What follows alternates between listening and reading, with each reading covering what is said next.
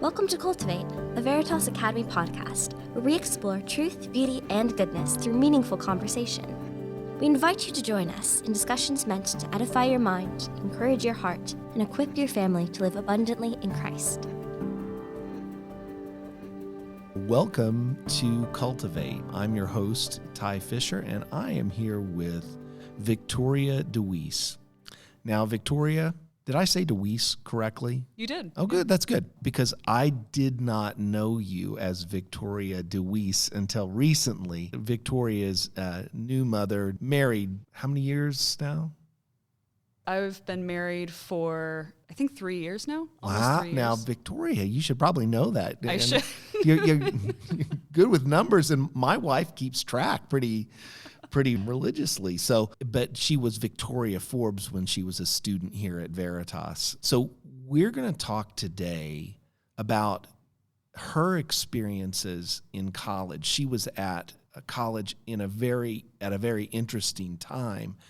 And then we're going to talk about a little bit about faith, and we're going to talk a little bit about how the events of college can impact you and impact your faith. So, Victoria, thanks for being here to tell your story. Thanks for having me. Yeah. Well, you went to the University of Virginia, right? And what were you majoring in?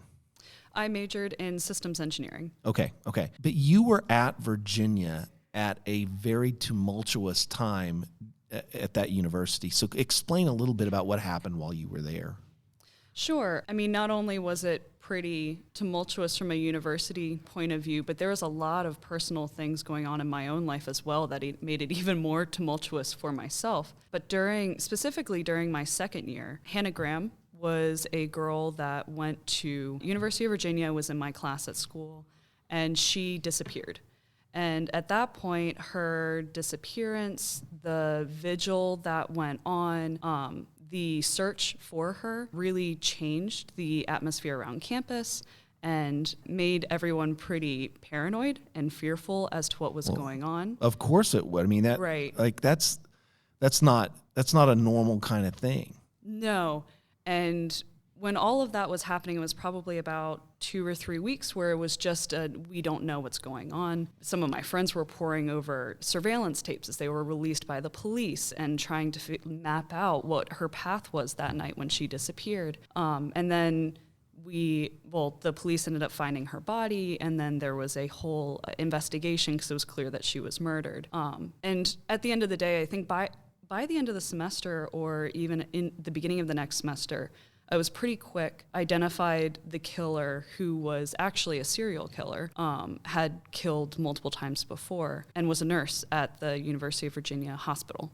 So the whole back and forth of what is going on, how could this have happened, it's somebody that a lot of us, if not knew, she was quite an outgoing person. So if we didn't know her well, we at least knew of her and had seen her around a lot. So it was a very jarring time, at least from that perspective, for that specific happening. And that event then caused other things to happen on campus as well. Like you mentioned, I can't even imagine the roil that would have happened just looking for this popular girl who disappeared. But it impacted a lot of students there on campus, right? It did. It impacted a lot of people in the way that they probably viewed their own mortality, the way that they viewed how they went out and lived their lives. I know to a certain extent, it just put everyone in a very almost depressive mindset of what is going to happen next. And it just seemed like it kind of somersaulted over that year as well. We had 2 suicides that happened shortly thereafter, both in my class at the university, one of which was one of my friends who was in my study group. Oh my. And so I dealt with some, guilt and also some frustration when people acted like they knew him. But so he committed suicide, and then another guy, while I didn't know him at all, when he committed suicide, one of my roommates was really good friends with his roommate who found him.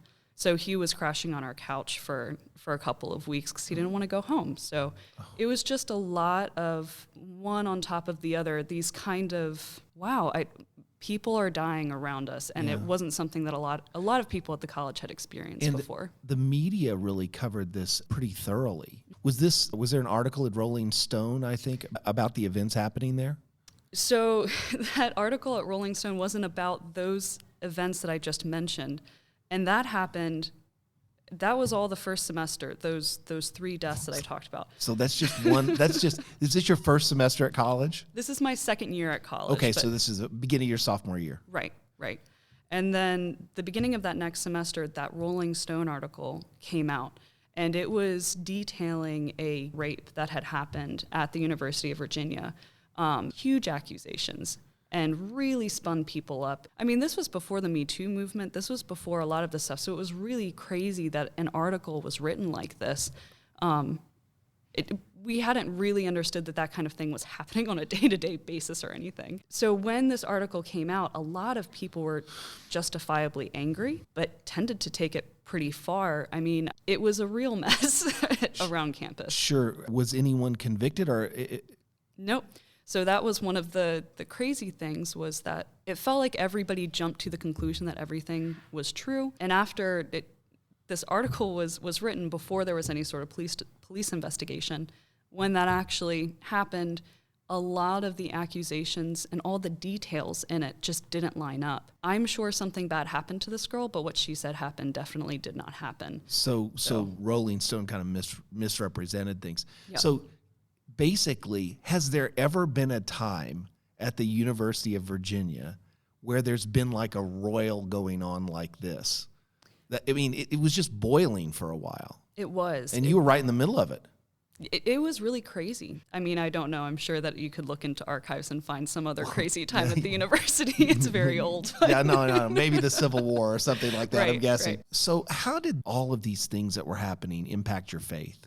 So a lot of these things happening, and some of them happening were not necessarily personally impactful to me. It wasn't like I had a skin in the game in some of these things that happened, but it really, all of it happening at once culminated into almost a spiritual crisis for me. I had already basically walked away from my faith first year. I had tried to get involved in a Christian group, but had some personal relationships that went sour, and I had basically walked away at that point.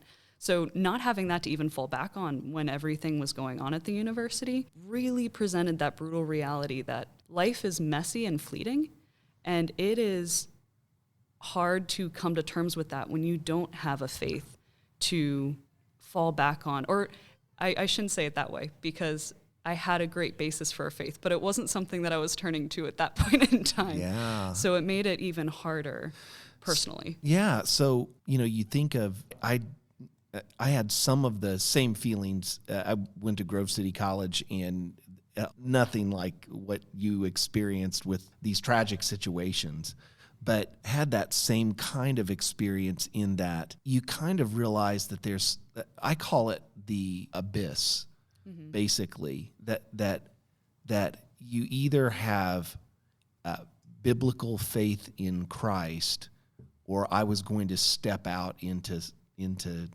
what I called the abyss, which meant that nothing really meant anything. Mm-hmm. Did you have that experience?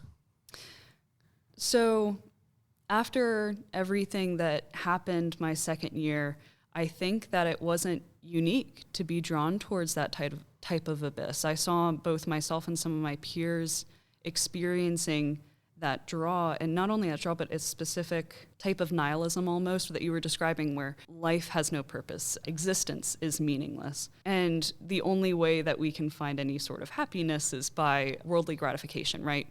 If we're here, might as well enjoy it while we can. But at the end of the day, none of it means anything. And just watching so many people go through that was a confronting time where it was very clear that it was a very selfish point of view as well.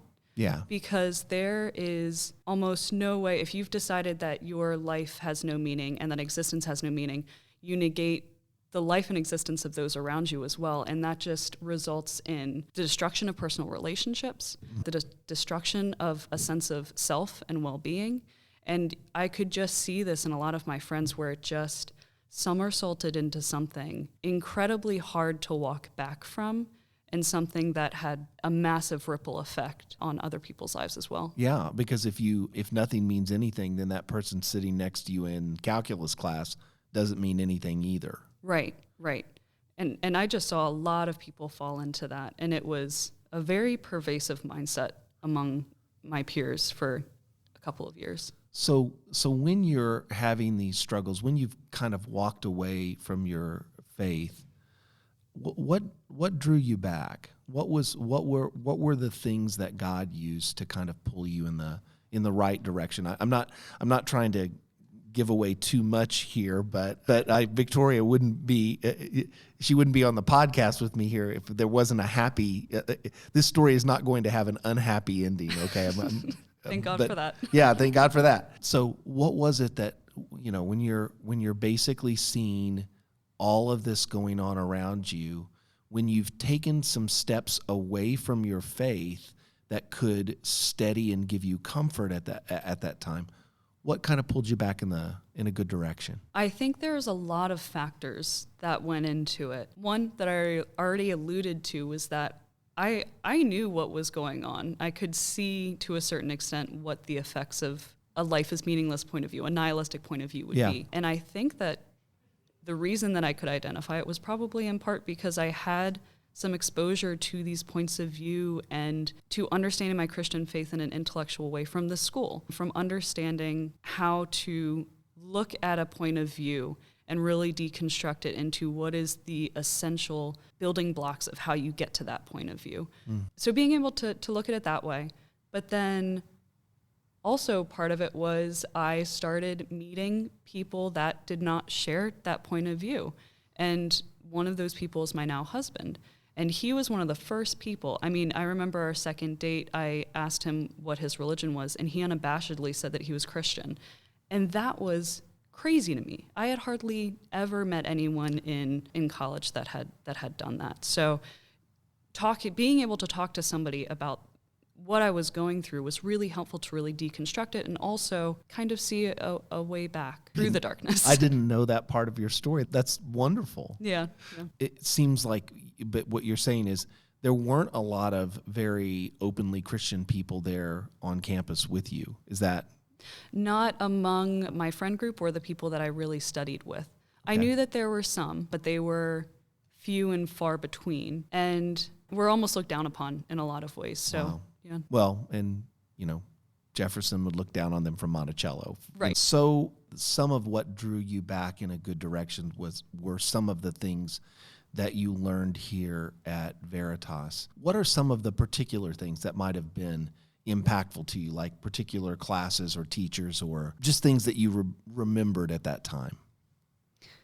There were a couple of omnibus classes that really helped me wrestle with hard issues and be able to kind of deconstruct them and understand what was going on.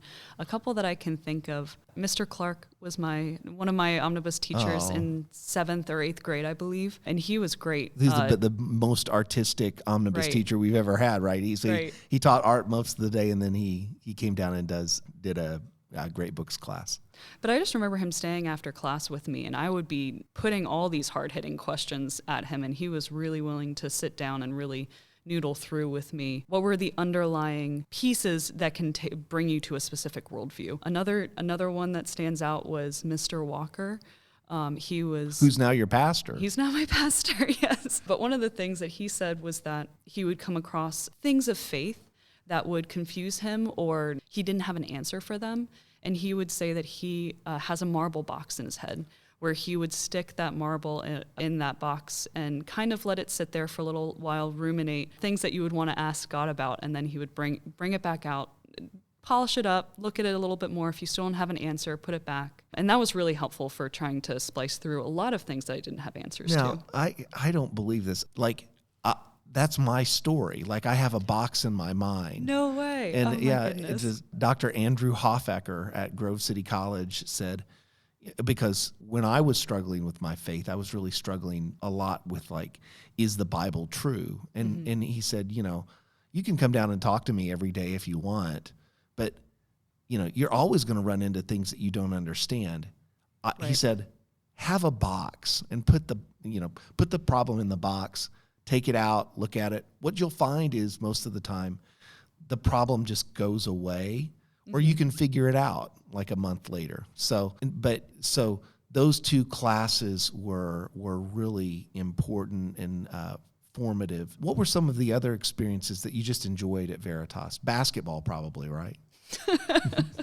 I enjoyed basketball, but basketball didn't like me as much. So I enjoyed it, but I think that more of my sports endeavors were geared towards running for the school, and then I swam for Warwick. Oh, that's right. That's right. Yeah. You're part of the co-op. I was.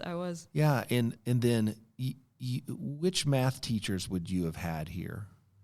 I had Mr. Siegenthaler. Okay. Did you have your mom at any point? We were actually talking about this recently. I'm the only one of her kids that never had her for a class. Golly, right? You missed out. You missed out. That's what I've heard. Hey, your mom has powers. Mm-hmm. Like she raises her eyebrows, and like kids, they respect her so much. I might have to revise my statement a little bit. She did assist one of the 7th grade omnibus classes. I believe I had Mr. Etter as my 7th grade omnibus class, and she was an assistant in there. So she would step in every now and then, but she wasn't a teacher for me necessarily. So that the thing that we've talked about, that it seems like the skill that we work on here at Veritas that was most helpful to you at this hard time in your life is something like a critical thinking skill, right? 100%. Like taking apart ideas and being able to say, for me, and I had some elements of a classical education, but a lot of them mainly just from my family. But it's seeing X leads to Y leads to Z. I don't want to go to Z. I have to not go to Y. I have to go in a different direction. Yeah. Yeah. So when we think about those, we think, in a classical school, we do all, arguing and teaching logic and all of those things. But the reason that we're doing it is because some days you're going to run into big ideas and big experiences that are really, really difficult, and having that skill is so important. So I'm thankful that you picked up that tool. Mm-hmm. And even when you were struggling in your faith, you had that tool that you could use to deal with ideas. So take maybe one of the ideas that you were able to deconstruct and kind of take apart. I think the major idea was basically just the life is meaningless part of it, and I think the realization that it is a selfish premise which dissolves you of any responsibility or investment in your own life, let alone other people's lives. I think that was the biggest thing, that when I would talk to my peers and stuff, and they would be like, we're just a little blip in the universe and none of this matters. The way that they would say it was like they understood how the world really was, and you were very silly if you thought any more of yourself, and that you were the selfish one for thinking that way. But the fact that I could kind of deconstruct to be like, no, actually, that in and of itself is a very selfish point of view. Sure. That I think was the biggest thing for me. Well, and no one actually lives that way. You can't. No, not all the way. Right. I mean, listen. You made it to the University of Virginia not by not caring about anything. Right. And I mean, that's actually another part that I thought was really interesting, was the people that were saying these, that had these ideas and were living their life to a certain extent with that worldview, at the same time had spent so much time studying and were continuing to kill themselves with studies, trying to have a successful career. They're doing the all-nighters before finals. Exactly. And it's like, if life is meaningless, why are you doing this? And the answer to that was that, well, it'll give me some sort of worldly happiness, which at the end of the day is success. But what that gets you, they had no answer for, just some sort of short-term happiness, but it doesn't count for anything. So it was very clearly a kind of cyclical and also not a strong point of logical thought. Did you read when you were a 7th or 8th grader? We read Peter Kreeft's Best Things in Life, where the student says Socrates goes to not the University of Virginia, but a theoretical university, and meets a guy and says, "Why are you studying so hard?" And the guy says, "I'm studying so that I can get good grades." "Why do you need good grades?" So that I can get a good job. Why do you need a good job? So that I can get married. Why do you want to get married? So I can have children. Why do you want to have children? So I can send them to good colleges so they can work hard on finals. Right. Like that whole thing if Christ isn't that North Star, if he isn't that direction for your life, it just all kind of starts to fall apart in ways that don't really make any sense. Right. I'm going to study all night for my final because it means nothing. Right. And even if you don't have a nihilistic point of view, one thing that you said was that Christ being your North Star, that's something that even the people that I came across that had either a kind of new age view of spirituality where they had their own unique blend or they had a different type of religion or something, no other spiritual path takes you to the most dependable, redeeming, and forgiving sacrifice that Christ gave you. No other religion or blend of spirituality gives you that. Yep. And it's a piece that I think is so unique to Christianity that literally no other worldview can truly accomplish. Yeah. And it's all tied up in Christ. Right. Right. That God loved us so much that he sent his son, the most precious person to redeem us. Jesus gets me every time. Mm-hmm. So what are you doing now? Well, tell us about life after college. What's happening in your vocational life, and then tell us a little bit about your new family. So after I graduated college, I ended up finding a job in Washington, D.C. for Fannie Mae. And I'm still with the company now, and I'm a software architect for them, which basically means I design the applications that go into production there. So, and because no one has to work anywhere now, you're living here in Lancaster, right? I was very, very lucky in that COVID opened that door for me that I could move and still retain my employment. So you're happy to be back in Lancaster? Very happy to be back in Lancaster. You're the second happiest person because your mom is even happier. Definitely. And she's a very happy person because come 3 months from now, 3 out of her 4 kids will be in the area. I know. So. I know. She smiles. Sometimes I feel like her smile muscles are going to bulge because she's smiling so much about this. But you also have a new addition to the family, right? I do. I have a 9-month-old son named Robert. Yeah, and he's doing great. He's the light of my life right now. And he's the light of your mother's life as well. So, and you call him Red. Why do you? You said you have two reasons for calling him Red.